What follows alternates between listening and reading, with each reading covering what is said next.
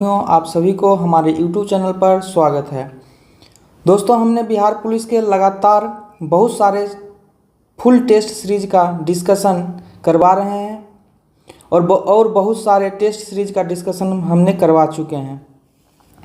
तो आज उसी टेस्ट सीरीज को आगे बढ़ाते हुए टेस्ट सीरीज संख्या 9 को आज हम डिस्कस करने वाले हैं। तो चलिए शुरुआत करते हैं। आज का पहला प्रश्न है, 100 ग्राम वजन की गेंद 70 मीटर ऊंचे भवन के शीर्ष पर रखी गई है, तो गेंद की स्थितिज ऊर्जा क्या होगी? यदि जी का मान यानी गुरुत्व त्वरण का मान आपको दे दिया है 10 मीटर प्रति सेकंड स्क्वायर। तो स्थितिज ऊर्जा का फॉर्मूला आप लोग जानते हैं, होता है mgh, W/mgh। m का मान दिया हुआ है 100 ग्राम और यहाँ पर ऊंचाई h दिया हुआ है आपको 70 मीटर और गुरुत्व त्वरण यानी g का मान आपको दिया गया है 10 मीटर प्रति सेकंड स्क्वायर। तो इसको बनाने के लिए आपको सबसे पहले गुना करना होगा, यानी mgh का फार्मूला लगाना होगा। तो 100 गुना 70 मीटर गुना आपको हो जाएगा 10 और बट्टा में यहाँ पर ग्राम है, तो इसको हज़ार में बनाने के लिए यानी केजी में बनाने के लिए 1000 से भाग दे देंगे। तो यहाँ पर 3 जीरो से 3 जीरो कट गया, तो यानी इसका हो जाएगा 70 जूल, यानी ऑप्शन बी। अब है प्रश्न 2, सरल सूक्ष्मदर्शी की आवर्धन क्षमता क्या होती है? तो सरल सूक्ष्मदर्शी की आवर्धन क्षमता जो होती है, तो इसका आंसर हो जाएगा 1 + d/f। अब है प्रश्न 3, 1 फैराड बराबर होता है, तो 1 फैराड जो है वह 96,500 कूलम के बराबर होता है। अब है प्रश्न 4, 50 kg भार का एक लड़का 6 मीटर लंबी खड़ी रस्सी पर 1 मिनट में चढ़ता है, तो लड़के द्वारा चढ़ाई में विकसित शक्ति का क्या होगा? यानी आपसे पावर पूछा है, तो P बराबर होता है W/T और W आप जानते हैं कि होता है mgh/T। इसी पर टोटल बैठा दी, m का मान दिया हुआ आपका 50 और g का मान यानी गुरुत्व त्वरण आपको 10 दे दिया और यहाँ पे ऊंचाई दे दिया है आपको 6 मीटर और बट्टा में t टाइम हो गया आपका 1 मिनट, यानी उसको हम 60 सेकेंड में चेंज कर देंगे, सेकेंड में चेंज कर देंगे। अब इसको काटिएगा तो कट गया, तो आया आपको 50 वाट, यानी ऑप्शन ए। अब है 5, एक ज्या तरंग यानी साइन वेव का RMS मान निम्नलिखित बराबर होता है। तो IRMS का जो वैल्यू होता है वह I मैक्सिमम यानी शिखर महत्तम मान बट्टा √2 होता है। तो इसकी को जब आप भाग दीजिएगा तो आएगा आपका ये ऑप्शन बी 0.707 अधिकतम मान। अब है choose the correct indirect speech, यानी इनडायरेक्ट स्पीच को आप यहाँ पर चूज करना है। तो कहा है Pawan said I am preparing hot coffee for you, तो इसका आंसर हो जाएगा आपका A, Pawan said that he was preparing hot coffee for me. अब है प्रश्न 7, मैं तैरना जानता हूँ, तो यहाँ पर सिंपल पास्ट टेंस है, इसका आंसर हो जाएगा B, know how to swim. अब है प्रश्न 8, मित्र मिलन कहानी संग्रह किनकी रचना है? मित्र मिलन कहानी जो है वह किनकी रचना है? तो इसका आंसर हो जाएगा आपका डी, अमरकांत का। अब है प्रश्न 9, आलोक पर्व निबंध संग्रह किनकी रचना है? निबंध संग्रह आलोक पर्व जो है वह किनकी रचना है? तो इसका आंसर हो जाएगा आपका ए, हजारी प्रसाद द्विवेदी। मोहन कलम से लिखता है, तो मोहन कलम से लिखता है, यहाँ पर हो जाएगा इसका आंसर डी, करण। अब है 2 इलेक्ट्रॉन को एक दूसरे के पास लाने पर समुदाय की स्थितिज विद्युत ऊर्जा क्या होगी? जब समान आवेश का 2 इलेक्ट्रॉन के बीच क्या होगा, प्रतिकर्षण होगा। तो प्रतिकर्षण जब होगा तो स्थितिज विद्युत ऊर्जा का मान बढ़ेगा। यहीं पर अगर दो प्रोटॉन भी रहता तो फिर भी स्थितिज ऊर्जा विद्युत ऊर्जा का मान बढ़ता। लेकिन जब एक इलेक्ट्रॉन और एक प्रोटॉन के बीच में जब एक दूसरे के पास लाने पर जो है इसका स्थितिज विद्युत ऊर्जा घट जाती। तो इसका सही आंसर आपका हो जाएगा बी। अब है कोई इलेक्ट्रॉन जब किसी चुंबकीय क्षेत्र से होकर गुजरता है तब क्या होती है, तो उसकी वेग ऊर्जा एवं संवेग जो है नियत रहती है। प्रश्न 13, धातु कर्म एक प्रक्रिया है। धातु कर्म जो है कैसी प्रक्रिया है, तो यह जो है अयस्क में कार्बन मिलाने की, अयस्क में धातु को निष्कर्षण की, अयस्क में भोजन की, वात्य भट्ठी में, और अयस्की सांद्रण की। तो इसका आंसर हो जाएगा आपका सी, अयस्क से धातु का निष्कर्षण। अब है प्रश्न 14, हाइड्रोजन के +1 ऑक्सीकरण यानी ऑक्सीडेशन नंबर अवस्था में बना यौगिक कौन सा है, तो इसका आंसर हो जाएगा आपका डी, अमोनिया। मुक्त अवस्था में हाइड्रोजन संख्या इसका 0 हो जाएगा। यहाँ पर हाइड्रेट के रूप में है तो इसका हो जाएगा -1 ऑक्सीडेशन नंबर, और यहाँ पर अमोनिया इसमें है हाइड्रोजन की +1, तो इसका हो जाएगा आंसर डी। अब है प्रश्न 15, क्षारीय धातु यानी अल्कली मेटल का गुण क्या है, तो क्षारीय धातु S ब्लॉक के तत्व को बोलते हैं। S ब्लॉक के वर्ग A के तत्व को क्या बोलते हैं, क्षारीय धातु, और इसका गुण जो होता है वह इलेक्ट्रॉन को आसानी से छोड़ देता है। तो इसका आंसर हो जाएगा आपका डी। अब है प्रश्न 16, निम्नलिखित में ऊष्माक्षेपी अभिक्रिया कौन सी है। ऊष्माक्षेपी का मतलब हुआ अभिक्रिया के बाद ऊष्मा निकलता है, तो ऊष्मा निकलता है तो उसको ऊष्माक्षेपी बोलते हैं, और उस ऊष्मा को जो शोषण करता है उसको ऊष्माशोषी बोलते हैं। तो इसका सही आंसर हो जाएगा आपका ऑप्शन बी।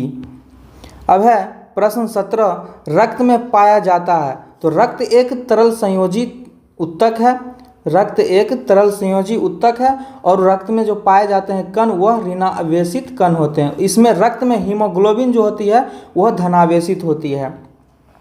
अब है प्रश्न 18, निम्नलिखित में से कौन सा किए गए कार्य का उदाहरण नहीं है।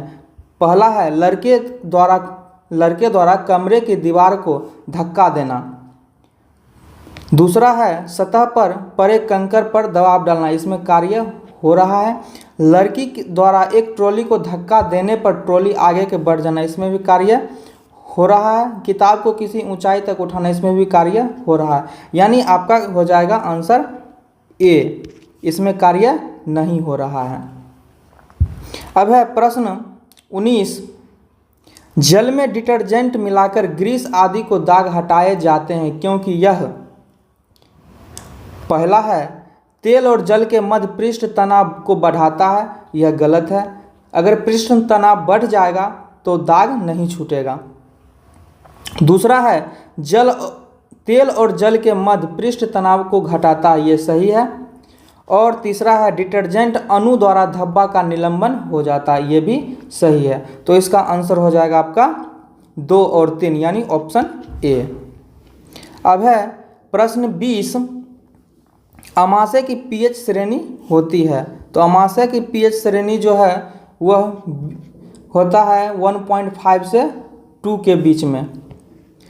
अब है प्रश्न 21, मानव की आहार नाल की विभिन्न भागों के सही क्रम का चयन करें, तो इसका सबसे पहले होगा आपका इसका मुख गुहा, दूसरा गरासिका, अमाशय, क्षुद्रांत, फिर बृहद आंत। तो इसका आंसर हो जाएगा ऑप्शन ए। अब है प्रश्न 22, प्रतिजैविक डैश के उपचार में प्रभावी होता है, तो इसका आंसर हो जाएगा आपका डी, हैजा के रूप में प्रभावी होता है। प्रश्न 23, मनुष्य में अनैच्छिक क्रियाएं जैसे कि रक्त दबाव, लार, उल्टी को इस मतलब किसके द्वारा नियंत्रित किया जाता है, तो अनैच्छिक क्रिया का मतलब हुआ जो क्रिया हम अपने इच्छा से नहीं करते हैं। तो इसको नियंत्रण करने के लिए मेडुला को मेडुला नियंत्रित करता है, जैसे हार्ट का धड़कन को भी मेडुला ही नियंत्रित करता है। अब है प्रश्न 24, वाष्प उत्सर्जन इनमें से मुख्यतः किस स्थल पर नहीं होता है? तो वाष्प उत्सर्जन जो है किस स्थल पर नहीं होता है? तो वातरंध्र से होता ही है, उपत्वचा से भी होता है और रंध्र से भी होता है, यानी इसका आंसर हो जाएगा आपका ऑप्शन ए, अंतःकोशिकीय अंतरालों से नहीं होता है। अब है प्रश्न 25, कौन सा विकल्प सही ढंग से उस पथ को दर्शाता है जो मानव पुरुष जनन प्रणाली से शुक्राणु मुक्त होने पर तय करते हैं? तो 25 का आंसर हो जाएगा आपका, पहले हो जाएगा टेस्टिस, उसके बाद वास डिफरेंस, फिर यूरेथ्रा और फिर पेनिस, यानी इसका ऑप्शन हो जाएगा बी। 26, जीवों का निम्न में से कौन सा समूह अन्य पौधों और जीवों को मारे बिना उससे पोषण प्राप्त करता है? तो इसका कौन सा समूह है जो बिना मारे पोषण प्राप्त कर लेता है? तो वह है जू, फीताकर्मी, जोंक और अमरबेल। तो इसका आंसर हो जाएगा आपका ऑप्शन ए। अब है प्रश्न 27, निम्न में से कौन सा अमाशय में बनने वाला एक प्रोटीन पाचक एंजाइम है? तो प्रोटीन पाचक एंजाइम कौन सी है? तो वह है आपका पेप्सिन। अब है 28, पौधों में उत्सर्जन के संबंध में निम्नलिखित कथनों में से एक के अलावा सभी सही है, यानी उस गलत कथन को पहचान करने के लिए बोल रहा है। तो इसका आंसर आपका हो जाएगा, पहला दिया है उत्सर्जन का तात्पर्य शरीर के अवशिष्ट उत्पाद को बाहर निकालना है, यह भी सही है। पौधों अपशिष्ट उत्पाद का उत्सर्जन करते हैं किंतु बहुत धीमी से करते हैं, यह भी सही है। पौधों में उनके अपशिष्ट उत्पादन के निष्कासन के लिए कई विशिष्ट अंग होते हैं, यह गलत है। अब है पौधे अपशिष्ट उत्पादों का उत्सर्जन बहुत कम मात्रा में करते हैं, यह भी सही है, तो यानी उसका आपका ऑप्शन हो जाएगा सी। 29, मनुष्य में अंतःशोषण के संबंध में नीचे दिए गए सभी कथनों में से केवल एक के अलावा अन्य सभी सही है, गलत कथन को पहचान कीजिए। तो कह रहा है 29 का पहला कथन, पसली अंदर धंसती है जब हम सांस लेते हैं, तो कह रहा है पसली अंदर धंसती है और डायफ्राम ऊपर की ओर फूलता है, यह गलत है। पसली अंदर नहीं, पसली ऊपर उठती है। दूसरा कथन कह रहा है पसली ऊपर उठती है और डायफ्राम सपाट होता है, यह सही है। तीसरा है वक्ष गुहा बड़ी होती है, तो यह भी सही है। चौथा है फेफड़ों द्वारा वायु का अंतर्ग्रहण होता है, यह भी सही है। तो यानी आपका गलत कथन ए है, तो इसका आंसर हो जाएगा आपका ऑप्शन ए। 30, वायुमंडल के उच्चतर स्तरों पर मौजूद ओजोन डैश का उत्पादन करता है, तो किसका उत्पादन करता है? तो इसका आंसर हो जाएगा आपका ए, ऑक्सीजन पर परावैंगनी विकिरण का प्रभाव। 31, मात्र रासायनिक प्रक्रिया से निर्माण होता है CFC यानी क्लोरोफ्लोरोकार्बन। अब है प्रश्न 32, tan 73 डिग्री बट्टा cot 17 डिग्री, ये दोनों को मिला के आपको 90 डिग्री मिल पूर रहा है, तो इसका आंसर हो जाएगा आपका डी। प्रश्न 33, यदि दो संख्याओं का महत्तम समावर्त यानी HCF 2 है और उनका गुणनफल जो है 120 है, तो दोनों संख्याओं का लघुत्तम समावर्त क्या होगा? तो LCM बराबर हो जाएगा दोनों संख्याओं का गुणनफल बट्टा HCF, तो हो जाएगा गुणनफल आपको दिया हुआ 120 बट्टा HCF 2 कट के, यानी LCM आपका हो जाएगा 60, तो ऑप्शन सी। अब है 34 का आंसर हो जाएगा आपका बी यानी 11। बना लीजिएगा, यदि नहीं बना तो हमारे ANP इन्फॉर्मेशन टेलीग्राम चैनल पर मैसेज करिएगा, हम बना के दे देंगे। 35 का आंसर हो जाएगा आपका बी 6%। अब है 36, भारत में बैंकिंग विनिमय अधिनियम कब पारित किया गया था? तो 36 का आंसर हो जाएगा आपका डी 1949 में। अब है चीन पर शासन करने वाला अंतिम राजवंश कौन था और चीन गणराज्य की स्थापना किस वर्ष में हुई थी? तो इसका आंसर हो जाएगा आपका ए, किंग राजवंश। अंतिम राजवंश था किंग राजवंश और चीन गणराज्य की स्थापना जो है 1911 में हुआ था। अब है अबू धाबी किस देश की राजधानी है? अबू धाबी जो है किस देश की राजधानी है? तो वह है यूएई यानी संयुक्त अरब अमीरात की। 39 भारत में पहली पंचवर्षीय योजना का आधार क्या था? तो था हेराल्ड डोमर मॉडल। 40 किस समिति के सिफारिश पर ग्राम पंचायतों को संवैधानिक स्थान मतलब संस्था का दर्जा प्राप्त हुआ? तो वह था सिंधवी समिति। और सिंधवी समिति सिफारिश किया गया था आपका 1986 में 1986 में।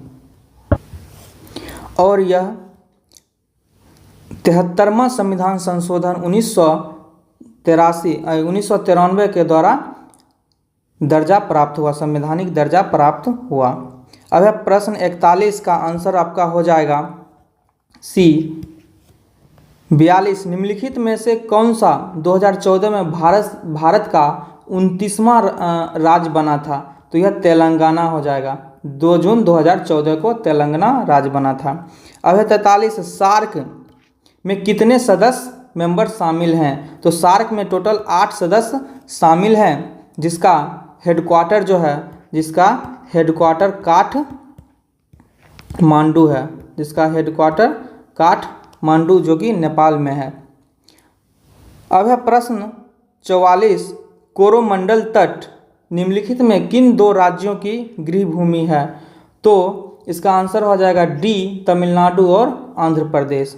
45 निम्नलिखित में से कौन सा आसियान देश का संस्थापक सदस्य है? तो आसियान देश का संस्थापक सदस्य जो है मलेशिया है और इसका हेडक्वार्टर जो है जाकार्ता है, जो कि मलेशिया में ही है। इसकी स्थापना जो है किया गया था 8 अगस्त 1967 को। इसकी स्थापना 8 अगस्त 1967 को किया गया था। इसका फुल फॉर्म हो जाएगा आपका एसोसिएशन ऑफ साउथ ईस्ट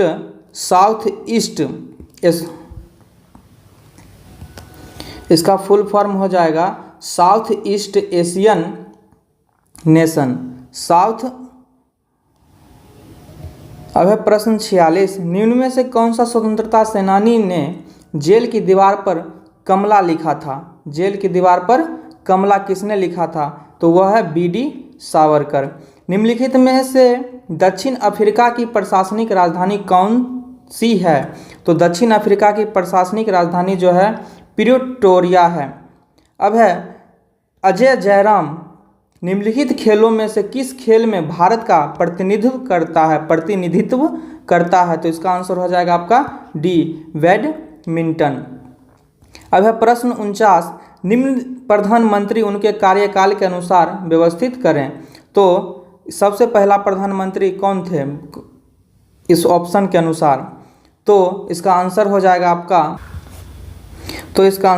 आपका ए, पीवी नरसिम्हा राव जो है 91 से 96 में बने और अटल बिहारी वाजपेयी जी 3 बार बने, एक बार 96 में, फिर 98-99 में, 98 से 99 तक रहे, फिर 99 से 2004 तक रहे। उसके बाद आपका बने HD देवगौड़ा 1996-97 में और फिर इंद्र कुमार गुलजार 1997-98। इसका ऑप्शन हो जाएगा आपका ए। अब है प्रश्न 50 दांत्या टोपे उन सेना नायकों में से एक थे जिन्होंने डैश के भारतीय स्वतंत्रता संग्राम में भाग लिया था। तो इसका आंसर हो जाएगा आपका ए, 1857 की स्वतंत्रता संग्राम में भाग लिए थे। 51 निम्न में से किसने भारतीय संविधान को हिंदुओं का निकाय कहा? तो हिंदुओं का निकाय किसने कहा था? तो वह थे लॉर्ड विस्काउंट।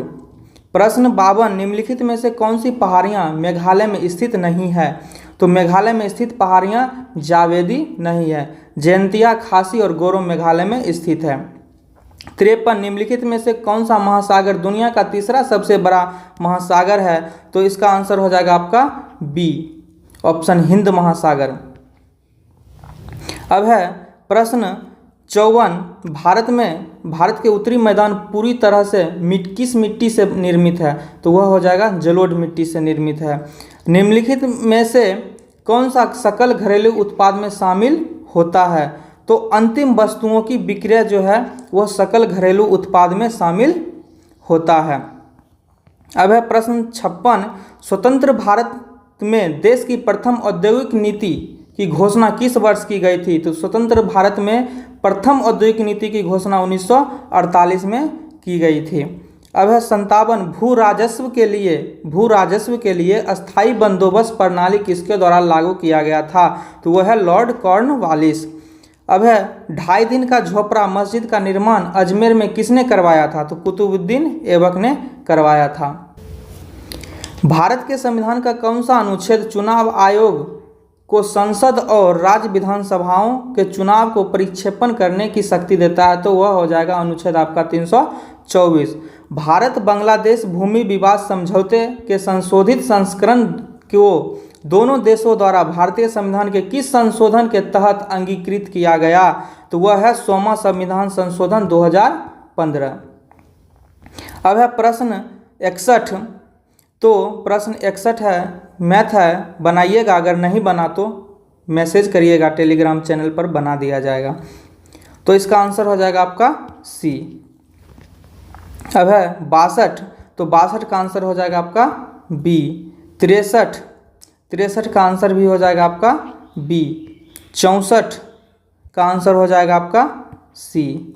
और 65 का आंसर हो जाएगा आपका ए। अब है 66, भारत की पहली इंजन रहित रेलगाड़ी का नाम क्या है? इंजन रहित का मतलब है इंजन उसी में अटैच है, इस गाड़ी का इंजन दूसरे गाड़ी में नहीं लगा सकते हैं। तो पहली इंजन रहित रेलगाड़ी का नाम है वंदे भारत एक्सप्रेस। वंदे भारत एक्सप्रेस। अब है 67, निम्न में से कौन सी हिमाचल प्रदेश की एक मार्शल नृत्य शैली है जो तलवारों के साथ की जाती है? तो तलवारों के साथ की जाने वाली हिमाचल प्रदेश के एकमात्र एक मार्शल नृत्य शैली है वह खैरैती। भारत के कितने राज्यों की सीमा सिक्किम से जुड़ी हुई है? तो भारत के कितने राज्यों की सीमा जो है सिक्किम से जुड़ी हुई है? तो मात्र एक राज्य। अब है निम्नलिखित में से कौन सी श्रीलंका की पहली आधिकारिक भाषा है? तो श्रीलंका की पहली आधिकारिक भाषा जो है वह सिंहली है। दारा सिकोह अंततः उत्तराधिकारी के युद्ध सामूगढ़ की लड़ाई में किससे हार गया? तो इसका आंसर हो जाएगा आपका ए औरंगजेब से। लाला लाजपत राय डैश के सक्रिय सदस्य थे? तो लाला लाजपत राय किसके सदस्य एक सक्रिय सदस्य थे? तो इसका आंसर हो जाएगा आपका सी आर्य समाज के। 72 कनकलता बरुआ एक किशोर स्वतंत्रता सेनानी थी, वह कहाँ की रहने वाली थी? तो 72 का आंसर हो जाएगा आपका ए असम की। प्यूर्टो रिको खाई निम्नलिखित में से किस महासागर में स्थित है? तो इसका आंसर हो जाएगा आपका सी अटलांटिक महासागर। भारतीय जनता पार्टी की स्थापना किस वर्ष हुई थी? तो भारतीय जनता पार्टी की स्थापना जो है 1980 में हुई थी। मिट्टी की सबसे निचली परत को क्या कहा जाता है? तो मिट्टी की सबसे निचली परत को तल शैल कहा जाता है। अब है 76 तंजावुर का बृहदेश्वर मंदिर जिसे पेरिया कोइल या बड़ा मंदिर भी कहा जाता है किस भारतीय राज्य में स्थित है? तो तंजावुर का बृहदेश्वर मंदिर जो है किस राज्य में स्थित है? तो इसका आंसर हो जाएगा आपका बी तमिलनाडु में। अब है 77 भारत में ऑनलाइन समाचार सामग्री किस मंत्रालय के दायरे में आती है? तो भारत में ऑनलाइन समाचार सामग्री किस मंत्रालय के दायरे में आती है? तो वह आती है सूचना और प्रसारण मंत्रालय। प्रश्न 78, भारत में हरित क्रांति द्वारा चावल और गेहूं की खेती के लिए किस तरह के बीज प्रचलन में लाए गए थे? तो इसका आंसर हो जाएगा आपका सी, HIV बीज, HIV बीज। अब है 79, भारत में प्रथम निर्यात प्रसंस्करण क्षेत्र कौन सा है? तो इसका आंसर हो जाएगा आपका ए, कांडला बंदरगाह। 80, जनवरी 1970 में शुरू किए गए ऑपरेशन फ्लड कौन सी क्रांति से संबंधित है? तो यह हो जाएगा आपका श्वेत क्रांति से, यानी दुग्ध उत्पादन से। अब है 81, भारतीय संदर्भ में PIL का क्या अर्थ है? तो PIL का अर्थ होता है न्यायिक रूप से व्यवस्थित तथ्य, न्यायिक रूप से व्यवस्थित तथ्य। दुनिया का सबसे लंबे रिवर क्रूज MV गंगा विलास का उद्घाटन कहाँ किया गया? तो यह हो जाएगा आपका वाराणसी में। अब है अंडर 90 महिला T20 विश्व कप का पहला संस्करण किस देश ने जीता? तो किस देश ने जीता विश्व का पहला संस्करण? तो इसका आंसर हो जाएगा आपका सी, भारत ने जीता इंग्लैंड को हरा करके। अब है प्रश्न 84, नॉर्थ चैनल पार करने वाली सबसे कम उम्र की व्यक्ति कौन बनी है? तो इसका आंसर हो जाएगा आपका ए, अंशुमान झिंगरन, जो कि 18 वर्ष की उम्र में जो है नॉर्थ चैनल पार कर गई थी। अब है मिहिर सेन जो है इंग्लिश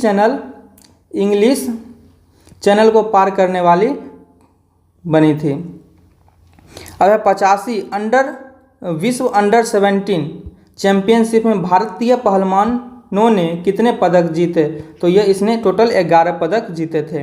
अब है टेस्ला ने भारतीय मूल के किस व्यक्ति को अपना CFM नियुक्त किया? तो यह हो जाएगा आपका आंसर 86 का ए, वैभव तनेजा। अब है choose the appropriate article given below, तो इसमें आर्टिकल चूज करना है। तो डैश एप्पल से पहले आप जानते हैं एन का यूज आर्टिकल का हम प्रयोग करेंगे। अब है आर्गुज आइड पीपुल, यानी काफ़ी गुस्सेला व्यक्ति, तो इसका जो है आपका एंटोनिम हो, इसका आंसर हो जाएगा आपका ए, एंग्री पीपुल। अब है 89, चूज द एप्रोप्राइट वॉइस, तो वॉइस को यहाँ पर चूज करना है। तो है पहला, रिक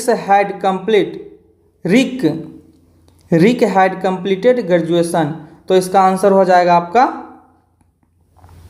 graduation had been completed by Rick, तो इसका आंसर हो जाएगा आपका बी।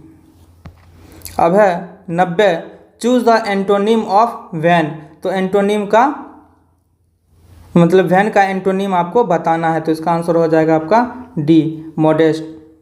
निम्नलिखित में से कौन सा सही है? तो k बराबर हाफ mv², ये सही है।